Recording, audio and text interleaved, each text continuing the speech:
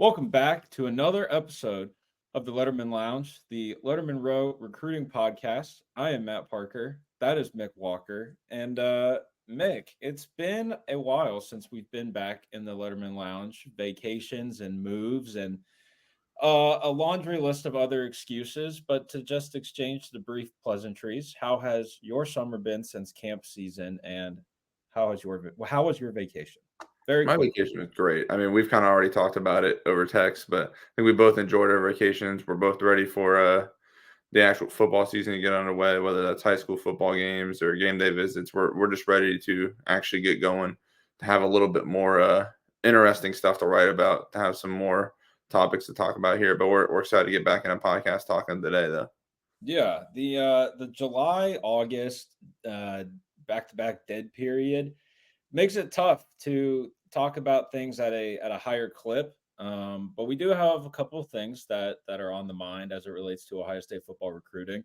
Last week, and let's just get this one out of the way. It's been a while since we've done a show, but and I know already a few days have passed since the news has happened, but it's just so big and so seismic to the 2025 picture for Ohio State that it's worth talking about even, 4 days after the fact. And that's the fact that five-star plus offensive tackle David Sanders has committed to Tennessee. There's a lot of scuttlebutt out there for his various reasons, but the ones that we're going to focus on is just the fact that he has the comfort, he has the relationships at Tennessee. So I know you were traveling and were very very busy on his announcement day, but if you had a chance to watch it or watch it back, what were some of your initial thoughts, even though we knew going into it that it was going to be Tennessee? Yeah, so I kind of missed like the whole last leg of this. Steve and Chad Simmons both put in the on 3 RPMs right after I left on vacation. And then, like you said, his announcement day, well, we didn't talk about it the day up, but I was actually in Charlotte because of my connecting flight. Obviously, I didn't leave the airport. I was not headed towards Providence Day or anything like that. But just initial blush, kind of looking back on it, I mean, it stinks. There's nothing Ohio State really can do. We talked about it before this. We talked about it multiple times on the phone. There's nothing really when you look at the board of how it breaks. There's nothing Ohio State can do. There's a couple of guys maybe you can try and turn to, but again, that's plan Bs, plan Cs that are down the line. So it's a blow. I mean, especially after losing Jordan Seaton last cycle, they're right in it again for Emmanuel. Yeah, Emmanuel, the Iheanacho. number one. What do you say? It's Emmanuel Iheanacho. Shout out Mike. Iheanacho. Shout out Mike Seleni for telling me how to do that. Emmanuel Iheanacho, the number one offensive tackle in the 2026 class, which is obviously somebody that they are going to continue to pursue, similar to David Sanders, and hopefully land number one offensive tackle in 26. But in 25, it's just it's not great. It's pretty grim for the offensive line recruiting right now.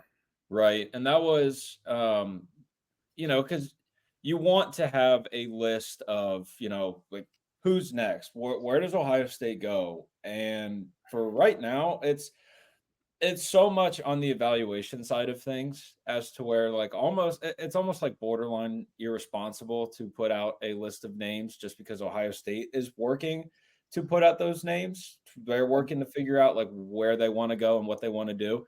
I was told, 2 weeks before Sanders announced his decision, that Ohio State is going to look at anyone and everyone for that offensive tackle position to join four-star Toledo Whitmer commit, Carter Lowe, who, it is.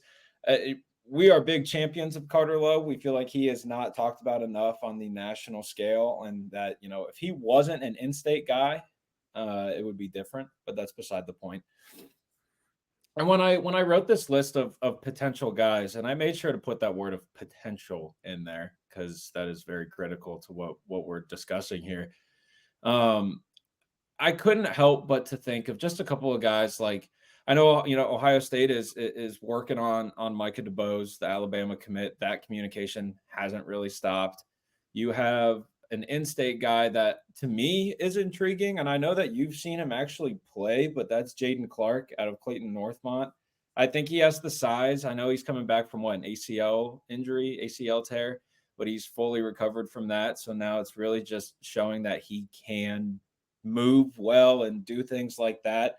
Um, there's always the slim, very slim possibility. And again, this is really just us kind of like just listing names that would make sense.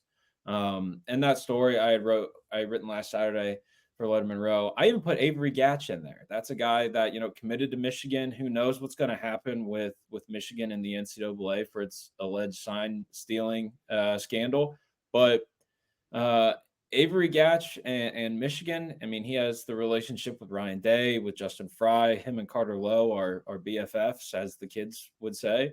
So that's an interesting name. Should anything happen to Michigan within this year, or at least before December when Gatch signs?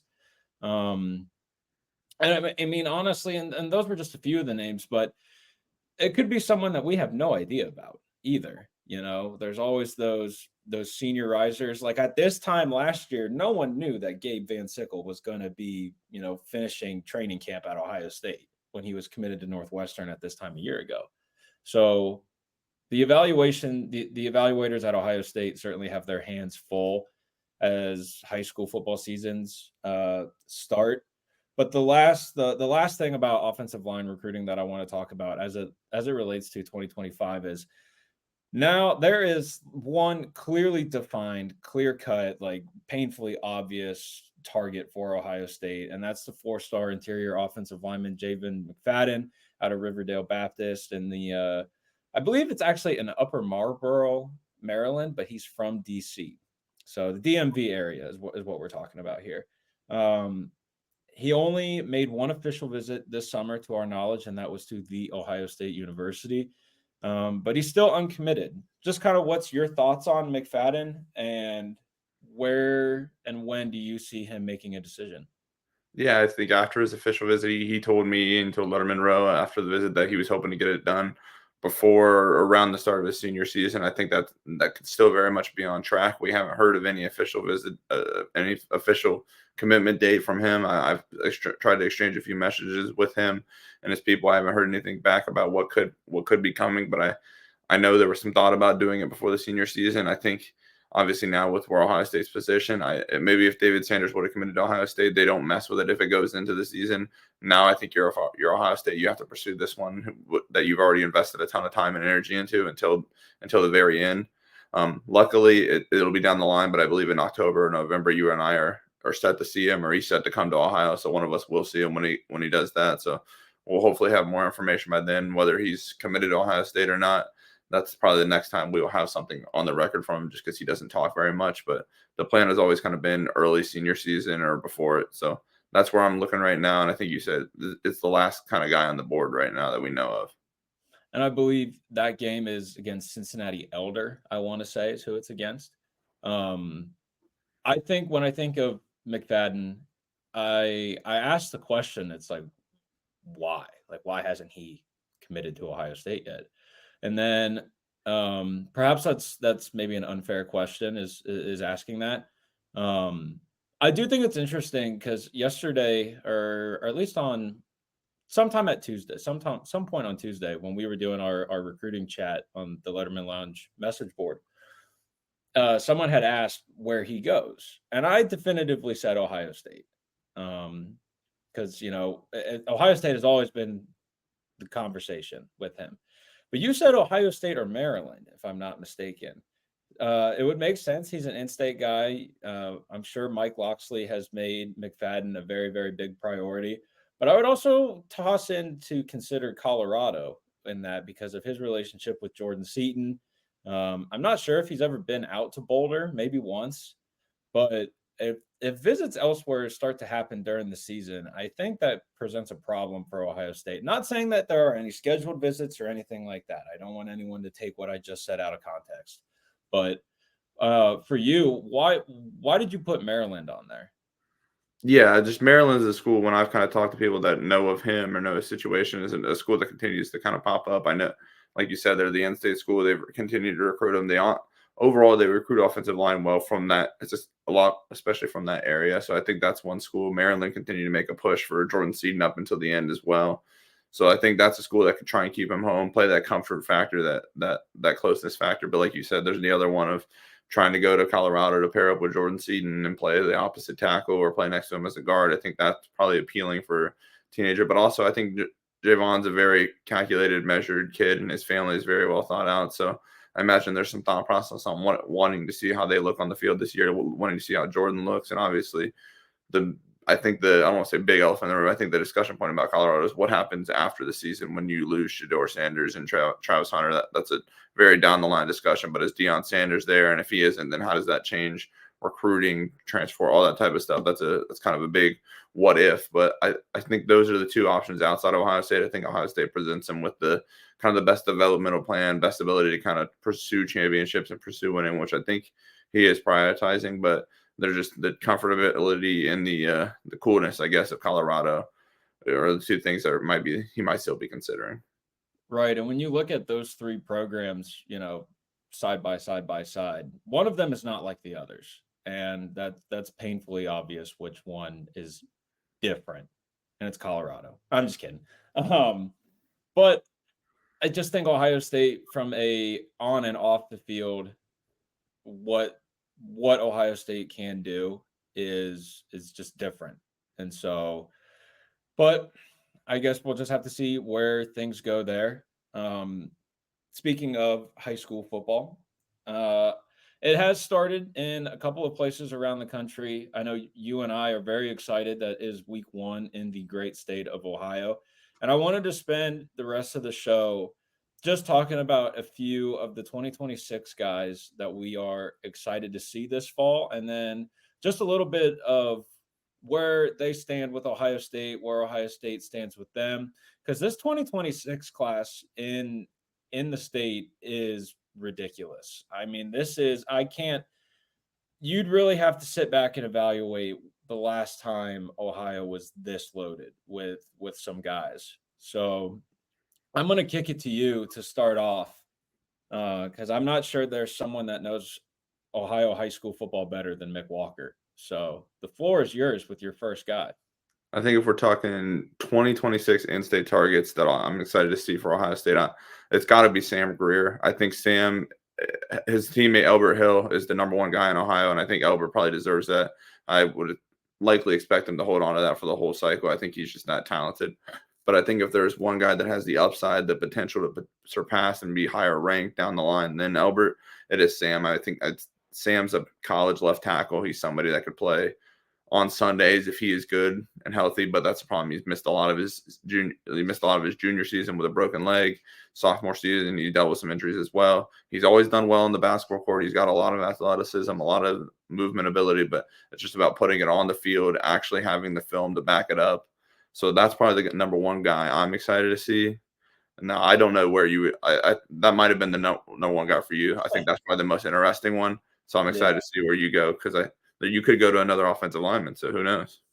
Well, I knew that when I was going to kick it to you to lead off, that you were going to say Sam Greer, I was also going to say that one's shaping up to be an Ohio State Michigan battle for Sam Greer. The good thing for Ohio State is that staff has really done a good job of getting its foot in the door at Hoban, with Eli Lee committed, the 2025 linebacker. I think Elbert Hill knows how much Ohio State really, really wants him to be a Buckeye. That coaching staff also knows that, so that's a big deal. And you just have to see how that trickles down and interacts with the recruitment of Sam Greer. But you're right. I am going to stick with the offensive line. And for me, that's Max Riley. I think he is an offensive lineman that I truly think could play all 5 positions. I think tackle would be a little bit of a stretch, however, but I think he is very interchangeable at the guard and center positions. And I think a big reason because of that is he's like sneaky strong. He may not he's a big guy, don't get me wrong, but he's also kind of a lean big guy. He's a thrower for his track and field team. And that strength that comes with that is something that always stands out to me. I can remember, we watched him at that private workout at Ohio State with Justin Fry, and just like how he was punching the bag was different, and there were a bunch of national guys in that 2026 cycle that camped at Ohio State in June. And watching him at that private workout, it's like, man, this guy's going to pancake Mike Soleni, and this is going to be hilarious when that happens. But I think just what he offers in his skill set, it translates very well to what Chip Kelly wants to do with his offense, having these athletic guys move around in the run game, in the pass game, stuff like that, a lot of play action style. I think that's something that would translate really well for Max at the next level, especially, if he went to Ohio State with his skill set. I think they could develop him into something really special. And now it's just seeing that on the high school level. He has a big junior season coming up that starts this Friday against Strongsville. I will actually be at that game, and there's another prospect that I'm sure one of us will talk about that's in that game that we're excited to see this fall. But for me, my first guy would be Max Riley. Yeah, yeah. Well, why don't you go ahead and dish a little bit on Storm, your guy, your linebacker that'll be on the opposite side. Just go ahead and preview that game. That is my guy. I'm a big fan of Storm Miller, the 2026 linebacker out of Strongsville. I think that's that. I don't want to say it's going to be a complicated recruitment, but it's not going to be as easy as people think it will be, because his brother Blake currently plays at Clemson. And that Clemson is going to be a presence in that recruitment for a guy that's an hour 45 northeast of Ohio State. I don't think Ohio State ever offered his brother, did they? They did, and they were this. It is a big Ohio State family. The Millers are. They're Ohio State fans. Blake, just the little I know, I spent some time with Blake after he committed to Clemson, and it had been a while after talking to him. Knowing Blake and knowing Storm, that they just have a little bit different temperament. So I think that's why I feel pretty confident that Ohio State is firmly in this battle with Clemson, if not leading the recruitment. But yeah, they offered Blake and they recruited him. I think many thought they were going to land Blake, but you go down to Clemson and some people fall in love, and that was what Blake did. And obviously, he's had a very good career there for himself. Right. And that is important to note, that the two are different people. It's not like just because Blake's there that Storm's going to go there either. I think, and you mentioned the point that Ohio State, might be leading there. We've seen James Laurinaitis absolutely just crush it on the recruiting trail. I mean, he's gone down into Florida, gotten TJ Alford, who is his top of the board guy. He went into Texas and got one of the best linebackers in the country in Riley Pettijohn, who's now a 5-star in the On3 industry rankings. And then he got one of the best linebackers in the state of Ohio, who, plays one of the best programs in the state of Ohio. He got him to stay home and be a Buckeye. And he did that pretty early on, which, when that happens, that kind of automatically ends a recruitment for an in-state kid. But when you look at a guy like Storm Miller, I mean, I remember when we were at that Under Armour camp in Canton, and I was just talking with you. I was like, this kid can do it all. Like he can do it all. I think he is further along already, and he's a year behind of what Eli Lee is. And that said, Eli Lee is a great linebacker. He's a great football player, and I think he's going to do, good to great things at Ohio State once he gets there. But you look at what Storm Miller offers, his size, his speed. This is a guy who, very early on, Ohio State was scouting him and watching him, and then he camps at a pretty loaded day for in-state guys. Sincere Johnson out of Glenville was there. You had Cam Thomas out of Lakota West who was there.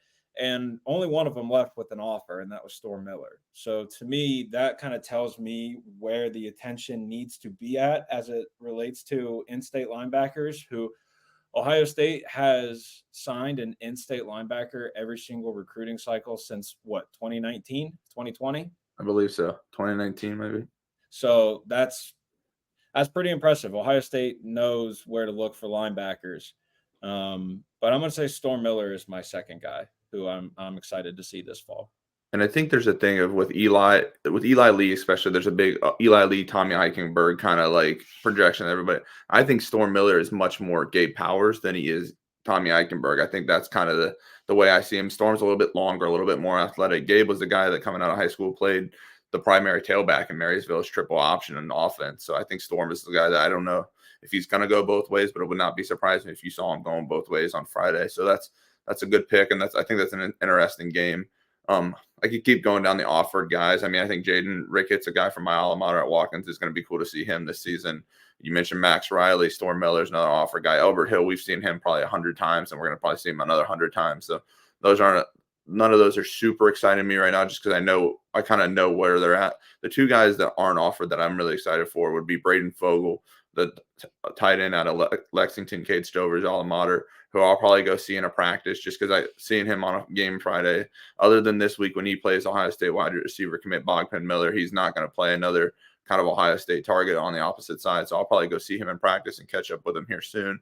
He's a guy I'm excited to see how the film goes out, because he's an insanely good athlete. He's somebody that has Division I basketball offers. He's put up big numbers on the Nike EYBL circuit. He led Lexington to a great basketball season. So I'm excited to see him and see how Keenan Bailey kind of approaches him. Once they get that midseason film and kind of have more of a picture on him, because I don't know how quality the film was last year when it comes to just football, because he's been so devoted to basketball. The other guy is Adam Guthrie, who we can probably both dish on a little bit, and he's been a hot topic guy after the David Sanders thing, just because he's an in-state offensive lineman who Ohio State hasn't offered. We both saw him at camp in June. I thought he looked good. I don't know if he was he was not the most impressive offensive line that we saw in June, but that's a high standard to clear when you're talking about 5 stars that were coming onto campus. I think he was a little bit shorter than I expected. He's probably more 6'4", 6'5" instead of 6'6", 6'7", but he looked good. He repped inside, outside, so I'm excited to see him. He's another guy I'll probably try and see in practice at some point and see how things are going with him at Ohio State. But talking to him this week, I think there's plans to at least get to 1 or 2 Ohio State games, and he's somebody that Ohio State's recruiting. So I'll be excited to see him at some point this season, whether it's a game or a practice.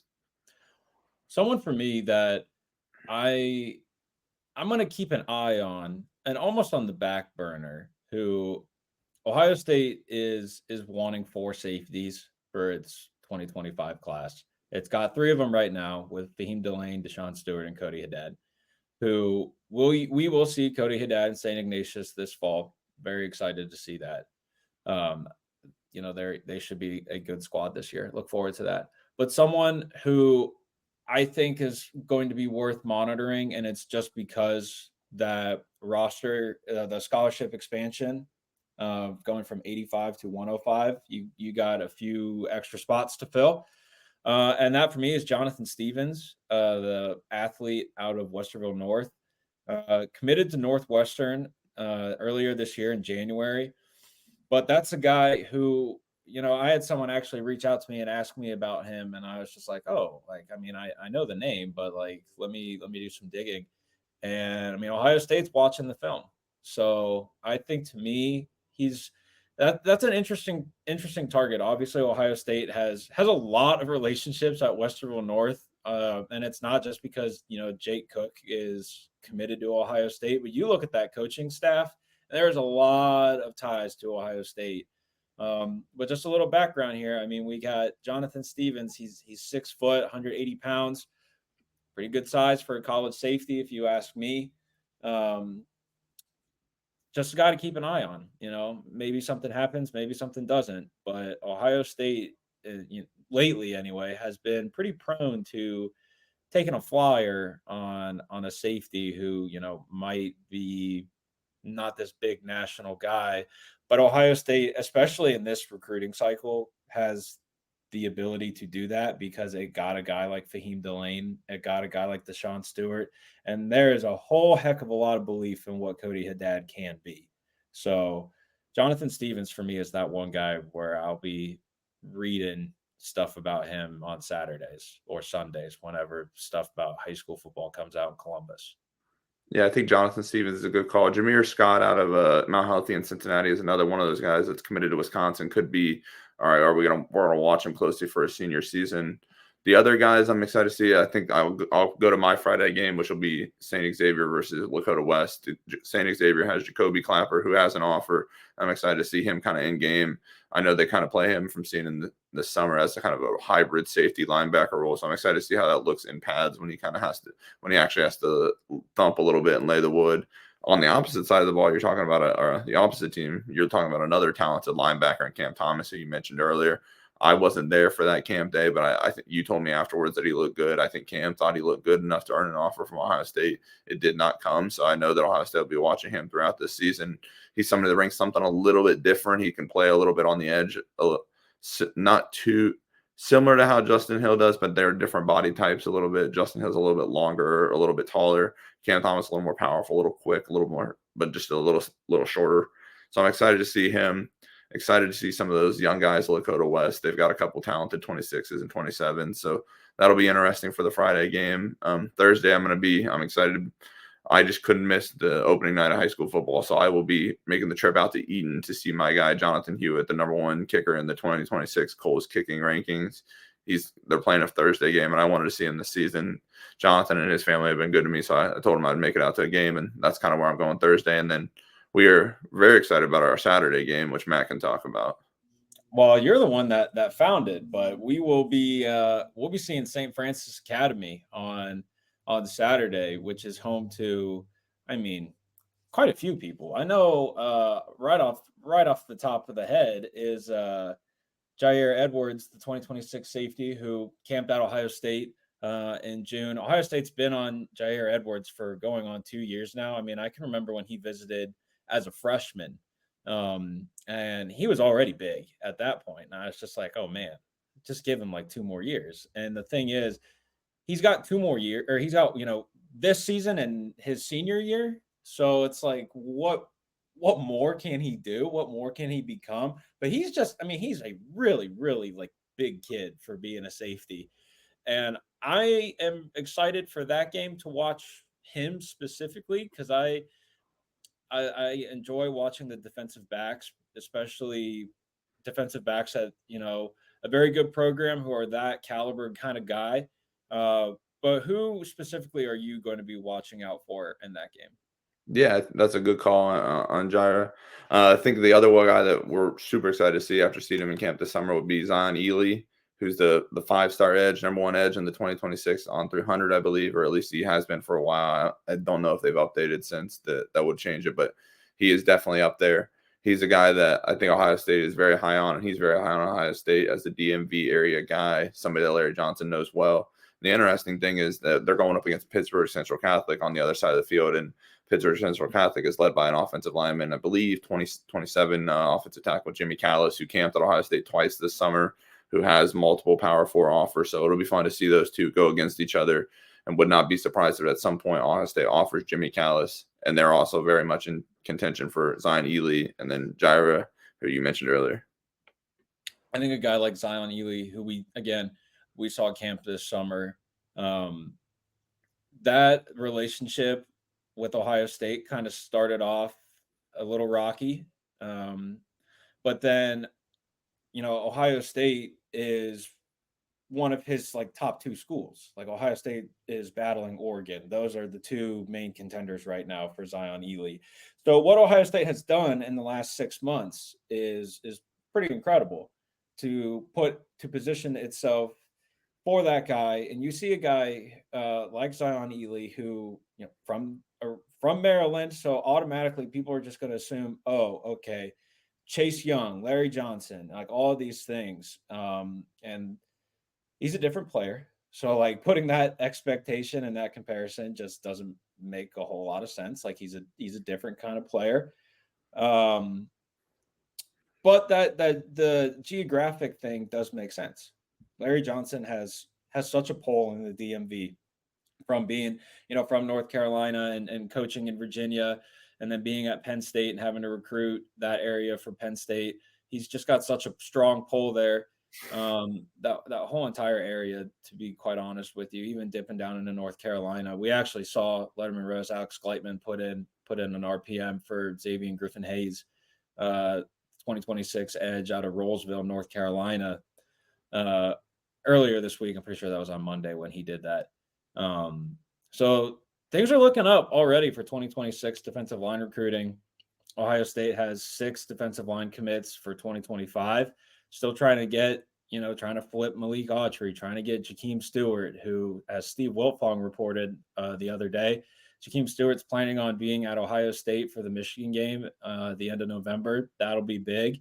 But Mick, just kind of any closing thoughts as we are a few days away from the high school football season. Ohio State has its season opener in about 9 days from now, a few days from now, 10 days, something like that, against Akron. Recruits will be in the shoe.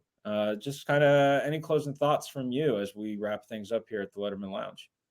Not a ton. Excited to get out on the sidelines for high school football. See some of these guys. I get to see me and Matt get to hang out a pretty good bit, but I always appreciate seeing some of these local high school beat reporters or the guys that cover stuff for the newspaper that you only see a handful of times a year. They're always real good people. Then Matt and I are always speaking highly of it. We like to read that kind of content, the high school football content in the state. So excited to see those guys get on the sideline.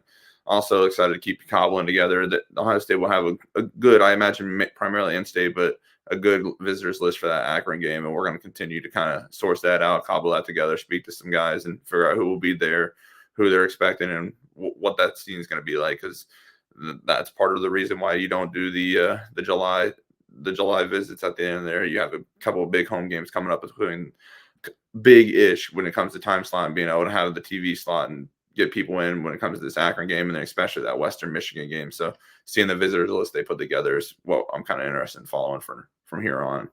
Yeah, I do think, well, as it relates to high school football, at this time every year, it's just like my thought is Ohio high school football on a national scale needs to be talked about more than it is.